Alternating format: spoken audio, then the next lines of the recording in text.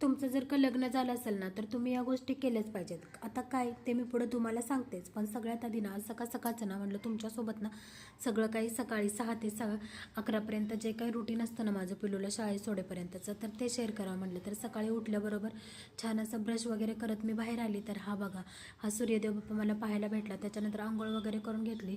आता जास्त काही माझं स्किन केअर नसतं आणि मी जास्त काही मला आवडत पण नाही नटायला, पण थोडंफार त्यातली त्यात मी थोडंसं जे काही यूज करते ते तुम्हाला सांगते. तर पहिल्यांदा सनस्क्रीन लावून घेते, त्याच्यानंतर ना हे जे मॉइश्चरायझरच आहे एक प्रकारचं, छान आहे आणि एवढं छान असं सॉफ्ट त्वचा होती का नाही, एकदम अशी मऊसूत त्वचा पडते, त्याच्यामुळे मी हे यूज करते. आता बरेच दिवस झाले मी हे यूज करते.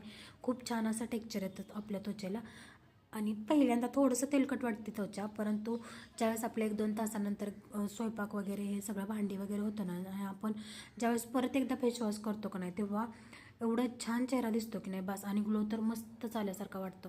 त्याच्यानंतर ना थोडंसं ओठांसाठी ना कोकोनटचं लिप बाम आहे, ते मी यूज करते. जास्त काळे ओठ दिसत नाहीत मला, लिपस्टिक वगैरे आवडत नाही आणि लिपस्टिक वगैरे लावणं आता खरं तर चांगलं राहिलं नाही. पहिल्यासारखे लिपस्टिक तर भेटतच नाहीत आणि डेली रोजच लिपस्टिक लावणं हे खरंच चांगलं नाही मला असं वाटतं आपल्या शरीरासाठी.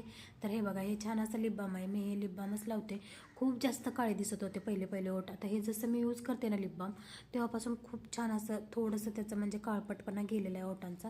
आणि त्याच्यानंतर ना मला ना कुंकू लावायला आवडतं म्हणून मी कुंकू पण लावून घेते आणि मस्तपैकी केस वगैरे विचारून स्वयंपाकाच्या तयारीला लागते. मी ना खूप दिवसापासून शेअर करायचं म्हणते माझं सकाळचं रुटीन, पण हे शेअरच करता येत नाही कारण माझी सकाळी एवढी धावपळ होती ना, कितीतरी कामं माझी म्हणजे असं व्हिडिओमध्ये कॅप्चर करता येत नाही त्याच्यामुळं. आणि ते व्हिडिओ करून म्हणजे करायचं म्हणलं ना तर मग खूप वेळ लागतो आणि टाईम होऊन जातो सगळं, कारण पिलूचे पप्पा हे 8च्या अगोदरच निघून जातात, त्याच्यामुळे ही सगळी कामं मला करावी लागतात पटापटा आणि फास्ट, जेवढी फास्ट होतील तेवढे. आता 2 इकडं एक चहा ठेवला एकीकडं आणि एकीकडं पिलूसाठी दूध ठेवले तापायला, पिलू उठलं का त्याला ते लागतं म्हणून. तर आता जे काय राहिलं ते आपण उद्याच्या व्हिडिओमध्ये बघू. लगेचच सबस्क्राईब करा तुम्ही.